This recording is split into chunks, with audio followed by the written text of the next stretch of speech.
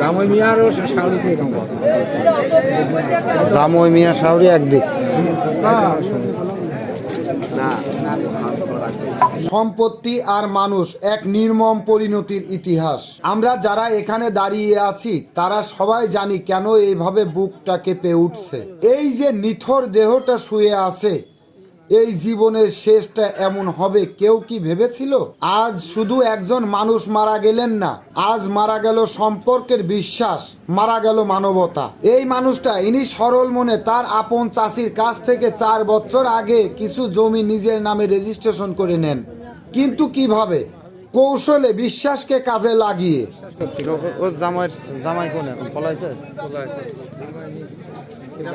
জামাই মিয়ারও শাওরিতে কাম করে। জামাই মিয়া শাওরি একদিক।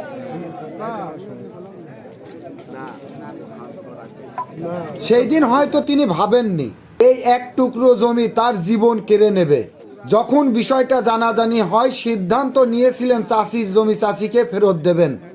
এটাই কি স্বাভাবিক নয়? এটাই কি মানুষের ধর্ম নয়? এই লোকটা ভালো ছিল, তাই তো? পাঁচটা ভাই, ওর বাপ মা ভালো, ওর বাপ চাচারা ভালো ছিল। এরা কারণ এটা ধরো কেমন শুনিনি আমরা। বাপের সাথে বেড়াই। এই পৃথিবীতে সব থেকে মারাত্মক জিনিস হলো সম্পদের লোভ। আর সেই সম্পদের লোভের বিষ যখন আপনজনের মনে ঢোকে, তখন তারা হয়ে ওঠে নির্মম খুনি। সেই লোভের আগুন জ্বলে উঠেছিল তার স্ত্রী। জমি ফেরত দেওয়ার কথা বললেই শুরু হলো চরম অশান্তি, ভয়ঙ্কর ঝগড়া। পরিস্থিতি এতটাই ভয়ঙ্কর হলো যে তার স্ত্রী তাকে সরাসরি মেরে ফেলার হুমকি দিলেন। যদি তুমি তোমার চাষির জমি ফেরত দিতে চাও তাহলে তোমাকে মেরে ফেলবো। একটা মানুষের জীবন কি একখণ্ড জমির চেয়েও সস্তা? কিন্তু সেই ভয়ঙ্কর হুমকি যে বাস্তবে পরিণত হবে তা কেউ কল্পনা করতে পারেনি। 6-7 দিন আগের ঘটনা। লোভে অন্ধ হয়ে সেই স্ত্রী তার মেয়ে এবং মেয়ে জামাইকে নিয়ে এক নারকীয় কল্পনা করেন।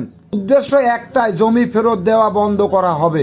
প্রয়োজনে এই মানুষটাকে পৃথিবী থেকে সরিয়ে দিতে হবে। টাইগারের বোতলের মধ্যে জাহামা নামক এক ভয়ঙ্কর আগাছা বিষ, এই বিষ জমিতে আগাছা ধ্বংস করে। আর ওরা সেই বিষ দিয়ে ধ্বংস করলো একটা আস্ত জীবন। এক ঢোক খাওয়ার পরে তিনি বলে উঠলেন, এত তিতা কেন? কিছুক্ষণ পরে শরীর তীব্র যন্ত্রণা শুরু হয়। হাসপাতালে নেওয়া হলো। ডাক্তার বললেন পেটে বিষ পড়েছে। 6 দিন তিনি মৃত্যুর সঙ্গে লড়েছেন। 6 দিন পরে শেষ সময়ে তীব্র যন্ত্রণা নিয়ে তিনি পানি খেতে চেয়েছিলেন।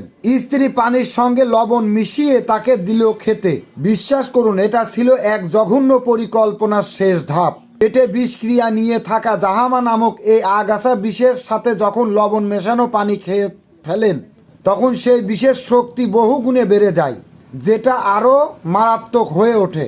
আর ঠিক সেটাই হলো লবণ মেশানো সেই পানি পানের পরই তার অবস্থা মুহূর্তে আরো বেশি খারাপ হয়ে গেল। আর এরপর নিভে গেল জীবন প্রদীপ, মারা গেলেন তিনি। আজ এই জনসম্মুখে আমি বলতে চাই, এই মৃত্যু শুধু বিষক্রিয়া হয়নি, এই মৃত্যু হয়েছে লোভের কাছে, স্বার্থের কাছে, অবিশ্বাসের কাছে। এক টুকরো জমির জন্য একটি পরিবার এমন বিভৎস অপরাধ করতে পারে। আজকের এই দৃশ্য আমাদের চোখে আঙুল দিয়ে দেখিয়ে দেয়, সম্পদ যেন আপনার জীবন এবং সম্পর্কের চেয়ে বড় হয় না। লোভের পরিণতি হয় সব সময় ভয়ঙ্কর। আমরা সবাই যেন এই ঘটনা থেকে শিক্ষা নেই। লোভ ত্যাগ করুন, সম্পর্ক বাঁচান, মানবতা বাঁচান। তার আত্মার শান্তি কামনা হোক। ঘটনাটি লোকের মুখে শোনা।